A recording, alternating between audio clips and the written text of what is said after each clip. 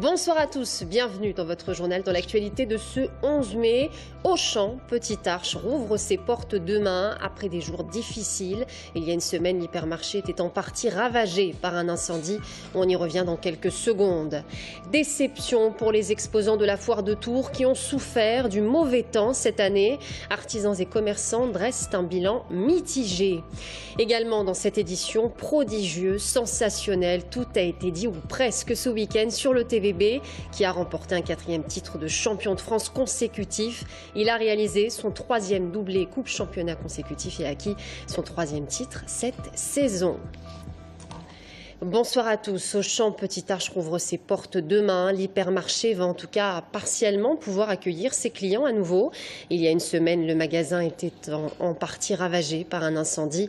Le montant des dégâts avoisine les 3 millions d'euros. La galerie commerciale de la Petite Arche, elle a pu rouvrir dès aujourd'hui, comme nous vous l'annoncions vendredi. À Auchan, tous les salariés étaient à pied d'œuvre pour préparer la réouverture. Romain Delville. Redémarrage en douceur, mais redémarrage quand même dans la zone commerciale de la Petite Arche. Hormis le magasin Mime, voisine de l'incendie de dimanche dernier, les commerçants attendaient la validation par la commission de sécurité pour rouvrir leur boutique.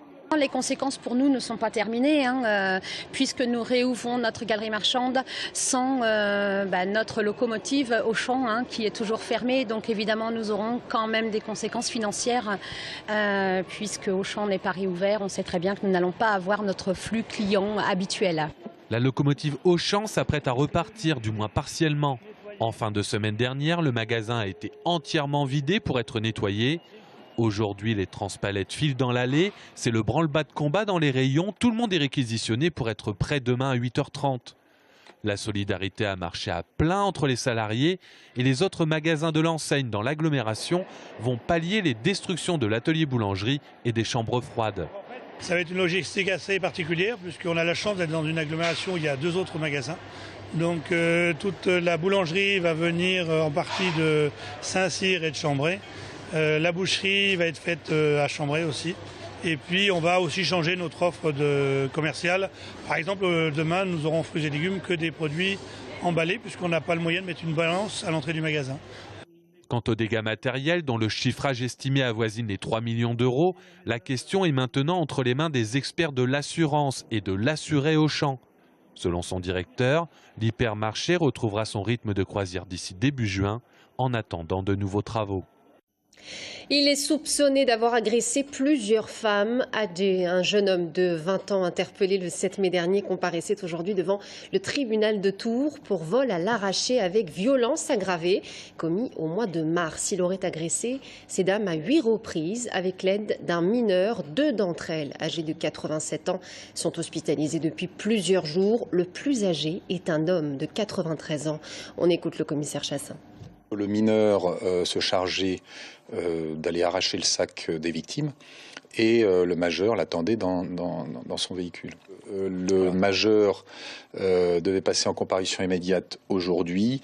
L'audience a été renvoyée au 3 juin puisque 2 des victimes sont encore hospitalisées. Les préjudices, en tout cas en argent, sont peu importants puisque les victimes avaient 20 à 40 euros dans leur portefeuille, puisque ce n'était que l'argent liquide qui intéressait ces délinquants. La justice se prononcera le 17 juin. Jacky Soulis, l'ancien maire de Parcé-Mêlé, devra attendre. C'est à cette date que le délibéré sera rendu. Jacky Soulis, prévenu du délit de prise illégale d'intérêt, avait été jugé le 16 mai devant le tribunal correctionnel de Tours. Une affaire sur fond de règlement de compte politique. On lui reproche d'avoir fait passer un terrain du statut de partiellement constructible à celui de totalement constructible dans son intérêt lors du passage du plan d'occupation des sols au plan local d'urbanisme en 2012. En bref, 18 mois ferme pour l'automobiliste de 33 ans qui a foncé délibérément sur un policier la semaine dernière pour éviter un simple contrôle. Les faits, je vous le rappelle, ont été requalifiés en violence volontaire sur agent de la force publique, défaut de permis et d'assurance, refus d'obtempérer avec mise en danger de la vie d'autrui. Et puis il roulait à 249 km/h au volant de sa Porsche samedi dernier à Draché, une commune d'Indre-et-Loire située à 7 km au sud de Sainte-Maure-de-Touraine. Un automobiliste s'est vu retirer son permis. Il roulait à 249 km/h sur la départementale 910 où la vitesse est limitée à 90. Âgé d'une quarantaine d'années, ce récidiviste comparaîtra devant le tribunal de police le 23 juin. Déception pour les exposants de la foire de Tours qui s'est clôturée hier, certes par un week-end ensoleillé, mais qui, selon les artisans et commerçants, n'aura pas suffi à rattraper les journées creuses dues au mauvais temps. Toutefois, la fréquentation, selon les chiffres officiels, serait stable par rapport à l'année dernière. Le nombre de 250 000 visiteurs a été annoncé. Romain Delville. À la foire expo, le ciel bleu du dernier week-end n'est pas l'arbre qui cache une forêt prise sous la pluie. Les premiers à faire les frais des aléas météo, les exposants extérieurs. Écoutez, le temps au début n'a pas été propice à avoir beaucoup de monde, on va dire. Cette année, on n'a pas été gâtés par le temps le premier week-end pour l'ouverture. Un temps catastrophique. Maintenant, ça s'arrange le deuxième week-end. Un petit bout de fromage de montagne, mademoiselle. Sur le marché gourmand, Nanar le Savoyard, c'est aussi le nom de sa boutique, est descendu de sa montagne avec des fromages et des saucissons. Son bilan commercial de la foire 2015, il le qualifie de pluvieux et venteux. On va dire qu'on va s'en sortir parce que ce week-end, le dernier week-end, il fait à peu près correct en temps, mais on a passé un mauvais moment avec le temps mauvais. Donc on n'est pas responsable, personne n'est responsable, mais il y a eu un manque de fréquentation dans la semaine avec la pluie, avec le vent. On va s'en sortir. À l'intérieur, cette boutique de bijoux a loué pour la première fois un emplacement sur la foire de Tours. 2 200 € pour 9 mètres carrés. Et selon cette commerçante, l'investissement n'a pas été rentable en 2015. Ça a été plutôt calme. Une période scolaire, un manque de fréquentation, je pense, et puis peut-être, je sais pas, des gens, des promeneurs, plus qu'autre chose, et la météo qui n'a pas été en notre faveur. Chez les Mautreilles, on est peintre de père en fils depuis 1934 à Neuville-le-Roi. La foire expo, c'est normalement un rendez-vous incontournable pour le carnet de commandes et les prises de contact. Mais 2015 n'est pas une bonne année aussi pour le peintre décorateur local. Par les années passées, ça représentait un pourcentage peut-être de 20-25% du chiffre d'affaires annuel qui était pris par des contacts ici. Mais cette année, ça ne va pas être le cas du tout. Artisans, commerçants, commerciaux, dehors comme dedans, pour les exposants rencontrés, c'est bien la pluie qui a gâché la fête commerciale qu'est la foire de Tours.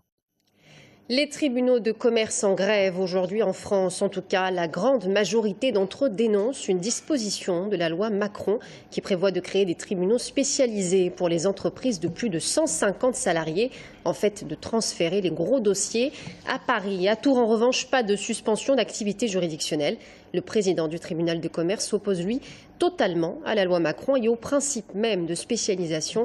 La proximité perd tout son sens, a-t-il déclaré. Je vous rappelle que le tribunal de commerce de Tours a traité de gros dossiers tels que Mecacrom ou SES. Politique, le MoDem d'Indre-et-Loire mis sous tutelle du national. Le bureau départemental démissionne. Officiellement, François Bayrou pointe des dysfonctionnements de sa délégation tourangelle, je cite. Officieusement, la délégation n'est pas suffisamment à droite et ne respecte pas la ligne directrice du parti. Entendez le rapprochement avec l'UMP. Et on en parle justement ce soir avec Pierre Commandeur, désormais ancien président du MoDem départemental. Il sera notre invité de la rédaction. On passe au sport. Le Tour FC a fait un grand pas vers le maintien en battant à l'extérieur le Havre 1-0. On notera les nouvelles couleurs du Tour FC, mais également qu'Andy Delors n'a pas marqué. Il a été passeur décisif, une passe à destination de Brian Bergogneau. Sa 8e réalisation cette saison. Au final, Tours reste 15e avec 40 points, soit 3 de plus qu'Ajaccio. Le premier relégable. Prochain match et dernier match à la Vallée du Cher, ce sera contre Dijon. Sensationnel, samedi soir, le TVB a remporté un 4e titre de champion de France consécutif. Il a réalisé son 3e doublé Coupe et Championnat et a acquis son 3e titre cette saison. Tours marque encore plus fort l'histoire du volley. La rencontre s'est disputée samedi à 18 h à la Halle Carpentier à Paris. Une victoire 3-2 contre Paris alors que Tours était mené 2-7-0. Thomas Blanc.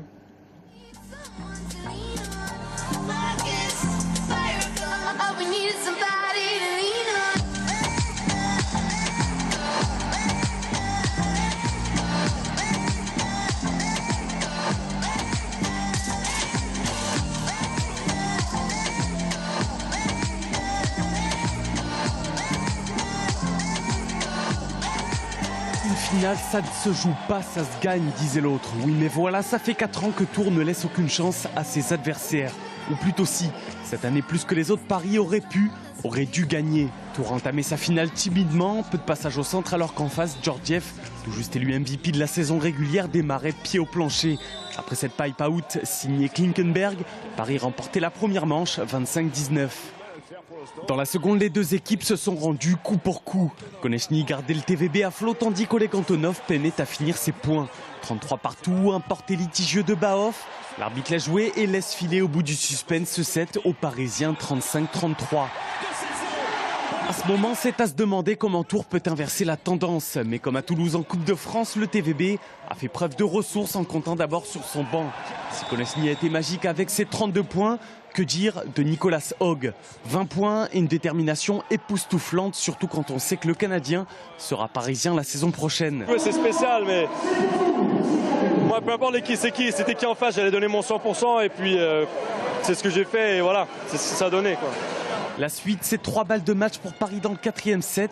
Des erreurs une nouvelle fois d'arbitrage et la détermination tourangelle qui a sans doute fait la différence. C'est un set où on se bat énormément, on met beaucoup de cœur, on a 3 balles de match. Et que eux le gagnent sur leur première balle de set sur une faute d'arbitrage, c'est vrai que ça nous a fait mal. Et franchement, j'aurais préféré que ce soit une finale horrible, qu'on joue très mal et qu'on la gagne. Parce qu'à l'arrivée, dans quelques années, personne ne se souviendra que c'était un beau match, que le Paris-Volley n'a pas démérité, qu'il a fait un bon match. Et là est le plus cruel. Après ce 4e set, encore une fois, incroyable d'intensité. Paris ne s'est jamais relevé, encaissant un sévère 15-6 dans le tie-break. Mais à l'image de cette attaque du passeur tourangeau, Tours était déjà sur une autre planète. Celle d'un 3e doublé Coupe Championnat en 3 ans, celle d'un 4e titre de champion consécutif et celle d'une équipe qui a souvent plié cette saison sans ne jamais rompre. Et voilà, c'est la fin de ce journal. Merci à tous de nous avoir suivis. Dans un instant, on parle du Modem d'Indre-et-Loire avec Pierre Commandeur. À tout de suite.